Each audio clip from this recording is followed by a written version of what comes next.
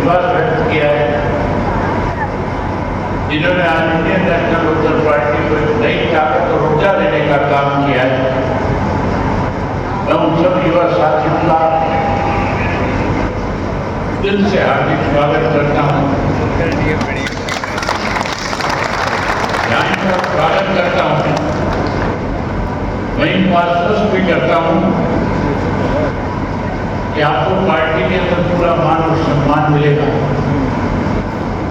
वहीं आपसे उम्मीद करूंगा कि आप युवा हैं और युवाओं ने हमेशा बड़े बदलाव करने का काम किया है।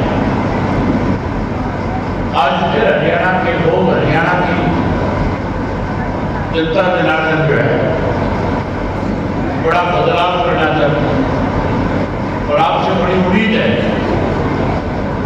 इस बदलाव में आप बड़ी भूमिका निभाओगे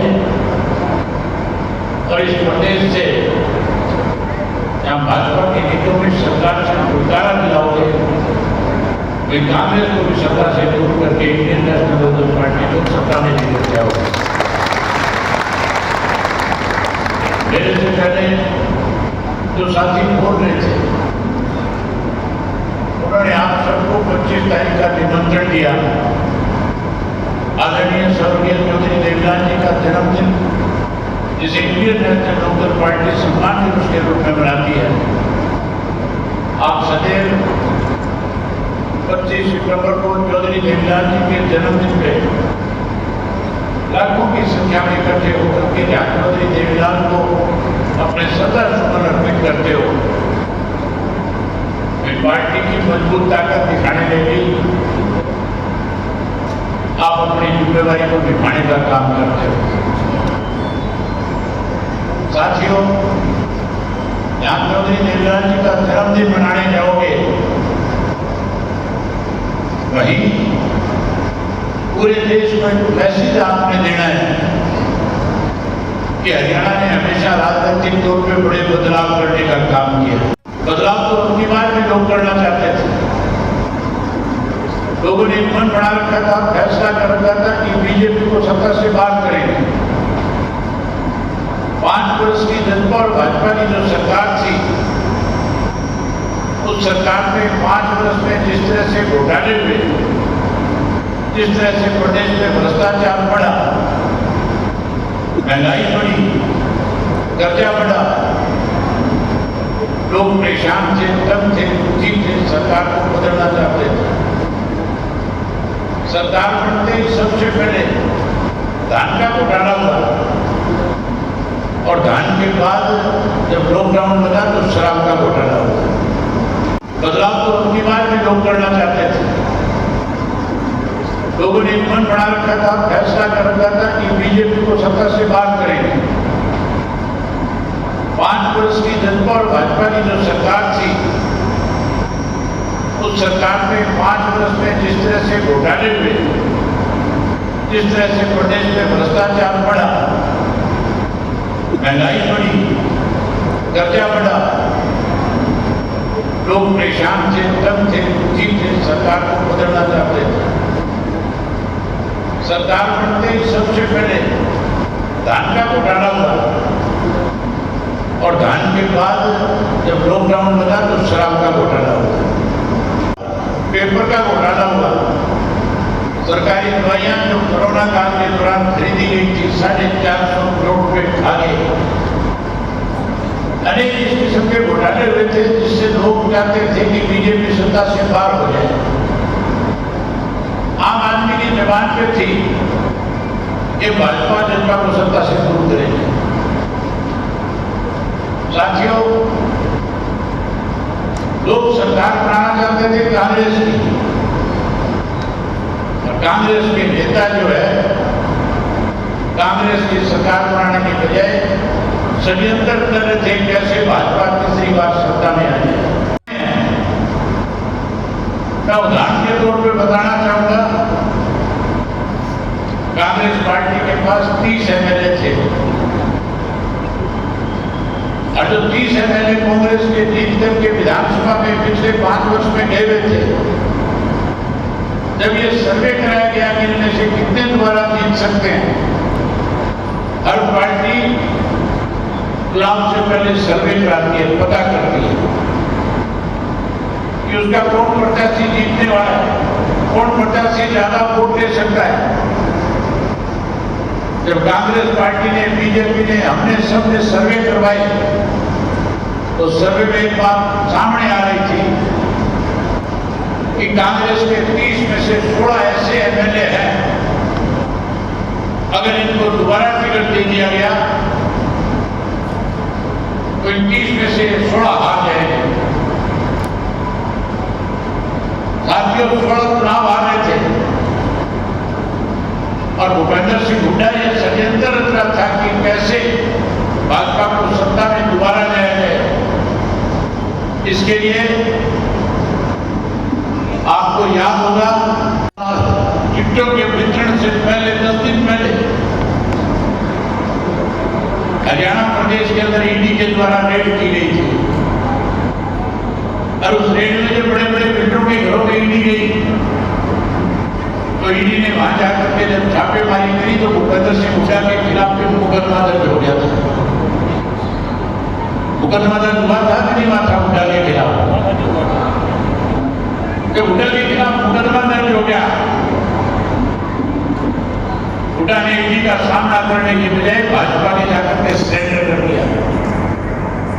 भाजपा के नेताओं से जाकर के मिला और कहा कि बताओ मैं आपकी क्या मदद कर सकता हूं।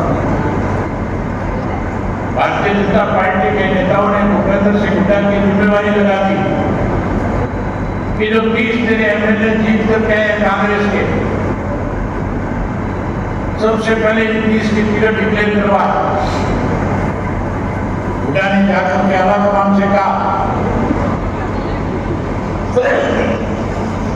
आलाकमान से कहा कि अगर इन 30 के 30 को दोबारा टिकट नहीं देंगे तो इनमें से आधे बीजेपी में भाग जाएंगे और उससे सीधा सीधा संदेश जाएगा कि कांग्रेस में भगदड़ मच गई। इसलिए आप पहले इन 30 की टिकट डिक्लेयर करो। और जब 30 की टिकट डिक्लेयर हुई तो भारतीय जनता पार्टी ने उसी वक्त कहना शुरू कर दिया था कि अब बीजेपी की सरकार को कोई रोक नहीं सकता। अगर उन 30 में से उन 16 की टिकट काट करके नए चेहरों को दे दी होती तो हर हालत के अंदर भाजपा सत्ता से बाहर हो जाती, कांग्रेस सत्ता में आ जाती। उन 30 में से नाम इस खरखोदे वाले का भी था। हर आदमी खरखोदा का विधानसभा का जो था वो खुल के ये कह रहा था इस बार बीजेपी की बजाय किसी दूसरे को अगर टिकट दे देंगे तो जिता देंगे। ये बात हो रही थी, नहीं हो रही थी। यहाँ हुड्डा नहीं चाहता था कांग्रेस की सरकार में, उसे डर था कि अगर कहीं टिकटें बदल दी तो चलते चुनाव में उठा करके भाजपा वाले मुझे जेल की सलाखों के पीछे ना ले जाए। जेल जाने के डर से हरियाणा प्रदेश के लोगों के साथ विश्वासघात किया। साथियों, एक वो शख्स था चौधरी ओम प्रकाश चौटाला जिसने आपके मान सम्मान को, आपके द्वारा दी गई पगड़ी को किसी के ले जाके पैरों में कदमों में रखने का काम नहीं किया था। एक भूपेंद्र सिंह हुड्डा था जिसको आपने हरियाणा प्रदेश के बागडोर सौंपने का काम किया था। केवल कैसे सर्वे को बचाया जाए इसके लिए आपकी पहनाई में पगड़ी में ले जाकर के भाजपा के नेताओं के कदमों में रखने का काम किया था। केवल अपने आप को बचाने के लिए हरियाणा प्रदेश की जनता के साथ विश्वासघात किया था। एक तरफ चौधरी ओम प्रकाश चौटाला थे, जब आपने उनको सत्ता सौंपी थी उन्होंने जेएनटी के 3206 अध्यापक लगाए थे। षड्यंत्र के तहत 10 साल की कैद हो गई थी। मुझे भाजपा के नेताओं ने कहा था अगर चौधरी ओम प्रकाश चौटाला एक दफा आकर के नरेंद्र मोदी से मिलने तो हो सकता है जो कैद हुई इसमें रियायत हो जाए। मैंने चौटाला साहब से जाकर के जब कहा कि चौटाला साहब भाजपा के नेताओं का समाचार है, मैसेज है, आपको एक बार मिल लेना चाहिए। कहने लगे मैंने कोई बुरा नहीं किया, चोरी नहीं करी, डाका नहीं डाला, कत्ल नहीं किया। लोगों का दिया हुआ सम्मान जो पगड़ी है मैं किसी के कर्मों में अपने आप को बचाने के लिए निरख चुका। नई जी को इस सम्मान को तब तक सजा करके रखूंगा जब तक जिंदा मेरे को छूट रहेगा। और दूसरी तरफ भूपेंद्र सिंह हुड्डा है जिसने न केवल आपकी पगड़ी को ले जाकर के भाजपा के गिरवी रखा बल्कि लाखों लोगों के साथ विश्वासघात करने का काम किया। साथियों, हरियाणा हमेशा बदलाव की बड़ी निशानी रही है। आपने हमेशा बहुत बड़े बड़े बदलाव किए हैं। आप याद करो सन 1983 का वक्त जब इंदिरा गांधी का कत्ल हो गया था, हुड्डा नहीं चाहता था कांग्रेस की सरकार में, उसे डर था कि अगर कहीं टिकटें बदल दी तो चलते चुनाव में उठा करके भाजपा वाले मुझे जेल की सलाखों के पीछे ना मिले। जेल जाने के डर से हरियाणा प्रदेश के लोगों के साथ विश्वासघात किया। साथियों, एक वो शख्स था चौधरी ओम प्रकाश चौटाला जिसने आपके मान सम्मान को, आपके द्वारा दी गई पगड़ी को किसी के ले जाके पैरों में कदमों में रखने का काम नहीं किया था। एक भूपेंद्र सिंह हुड्डा था जिसको आपने हरियाणा प्रदेश के बागडोर सौंपने का काम किया था। केवल कैसे श्रमिक को बचाया जाए इसके लिए आपकी पहनाई हुई पगड़ी के ले जाकर के भाजपा के नेताओं के कदमों में रखने का काम किया था। केवल अपने आप को बचाने के लिए हरियाणा प्रदेश की जनता के साथ विश्वासघात किया था। एक तरफ चौधरी ओम प्रकाश चौटाला थे, जब आपने उनको सत्ता सौंपी थी उन्होंने जेएनटी के 3206 अध्यापक लगाए थे। षड्यंत्र के तहत 10 साल की कैद हो गई थी। मुझे भाजपा के नेताओं ने कहा था अगर चौधरी ओम प्रकाश चौटाला एक दफा आकर के नरेंद्र मोदी से मिलने तो हो सकता है जो कैद हो जाए इसमें रियायत हो जाए।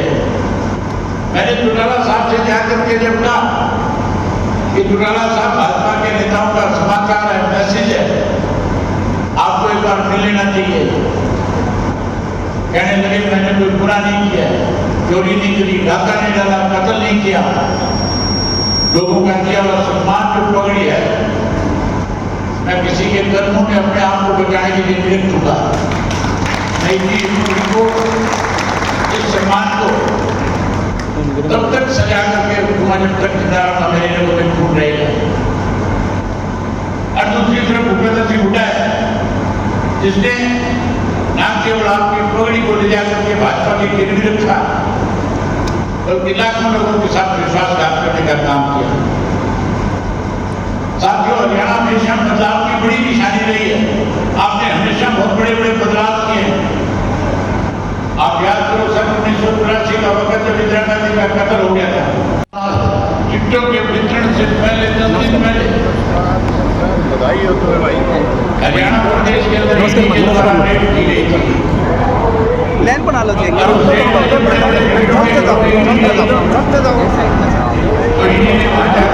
छापेमारी करी तो भूपेंद्र सिंह के खिलाफ मुकदमा दर्ज हो गया। मुकदमा दर्ज हुआ था नहीं हुआ था हुड्डा के खिलाफ।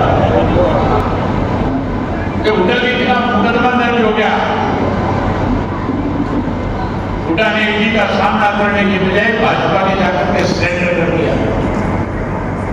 भाजपा के नेताओं से जाकर के मिला और कहा कि बताओ मैं आपकी क्या मदद कर सकता हूं। भारतीय जनता पार्टी के नेताओं ने भूपेंद्र सिंह हुड्डा की जिम्मेवारी लगा दी कि जो 30 तेरे एमएलए जीत कर गए कांग्रेस के, सबसे पहले 30 की टिकट डिक्लेयर करवा। हुड्डा ने जाकर के आलाकमान से कहा, आलाकमान से कहा कि अगर इन 30 के 30 को दोबारा टिकट नहीं देंगे तो इनमें से आधे बीजेपी में भाग जाएंगे। और उससे सीधा सीधा संदेश जाएगा कि कांग्रेस में भगदड़ मच गई। इसके आप पहले इन 30 की टिकट डिक्लेयर करो। और जब 30 की टिकट डिक्लेयर हुई तो भारतीय जनता पार्टी ने उसी वक्त कहना शुरू कर दिया था कि अब बीजेपी की सरकार को कोई रोक नहीं सकता। अगर उन 30 में से उन 16 की टिकट काट करके नए चेहरों को दे दी होती तो हर हालत के अंदर जल्दी कांग्रेस सत्ता में आ जाती। 29 में से नाम इस खरखोदे वाले का भी था। हर आदमी खरखोदा का विधानसभा का जो था वो खुल के ये कह रहा था इस बार मीटिंग की बजाय किसी दूसरे को अगर टिकट दे देंगे तो जिता देंगे। ये बात हो रही थी नहीं हो रही थी यहाँ के बाद लोकसभा के चुनाव हुए थे और उन चुनाव के अंदर 450 से ज्यादा सीटें जो है भारतीय जनता पार्टी कांग्रेस पार्टी जीत करके आई थी। राजीव गांधी इस देश के प्रधानमंत्री बने थे। उस वक्त सोशल मीडिया नहीं होता था, टेलीविजन में, अखबार में, रेडियो में खबरें आती थी कि अब 100 साल कांग्रेस पार्टी सत्ता से बाहर नहीं होगी। उसी दौरान 85 में राजीव लोगों का समझौता हो गया और उस समझौते के तहत हरियाणा प्रदेश के साथ विश्वासघात हो रहा था। उस वक्त भजनलाल जो मुख्यमंत्री थे उस समझौते में उनको बाहर बैठा दिया गया था। अंदर समझौता करके उनसे बुला करके दस्तखत करा लिए गए थे। चंडीगढ़ पंजाब को दे दिया था। दिल्ली वासी 107 गांव जो हरियाणा के हिस्से में आए थे पंजाब को दिए जा रहे थे। यमुना का पानी आपका कम किया जा रहा था। चौधरी देवीलाल ने उसका विरोध किया, न्याय आंदोलन शुरू कर दिया। आपके पास गांव गांव तक आए।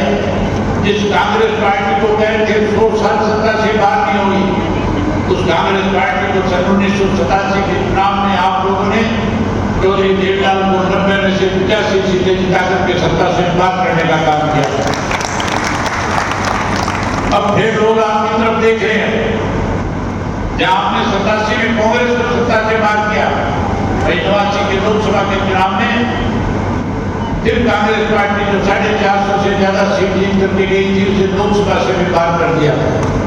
फिर किसी को प्रधानमंत्री बना दिया था। अब लोगों की निगाह फिर आपके ऊपर टिकी है। मुझे बहुत सारे नेताओं ने संपर्क किया, मुझे पूछा कि अगली बार चौधरी देवीलाल के जन्मदिन पे क्या करोगे।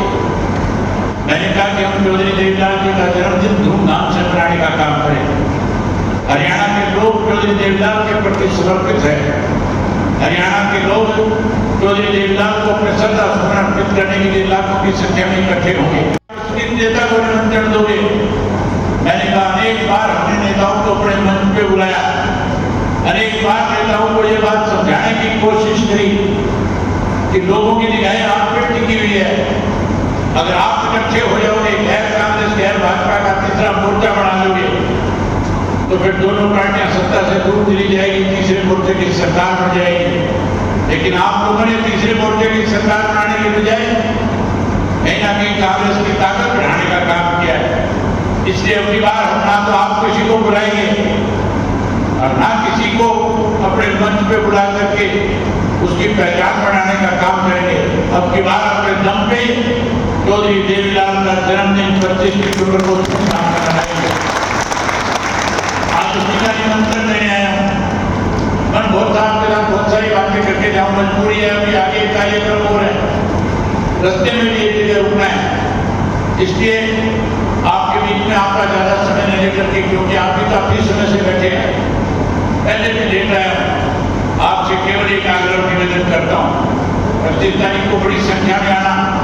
आपके बिल्कुल साथ करता हुआ रोहतक के अनाज मंडी में चौधरी देवीलाल का जन्मदिन मनाएंगे। मैं उम्मीद करूंगा कि मेरी माताएं बहनें भी बड़ी संख्या में आएंगी। आओगी बड़ी संख्या में अपनी बार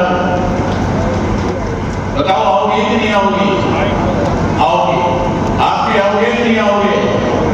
तो यही बात कहने के लिए आया था। आपने मेरी बात सुनी, आप सबका बहुत धन्यवाद। जय हिंद, जय हरियाणा।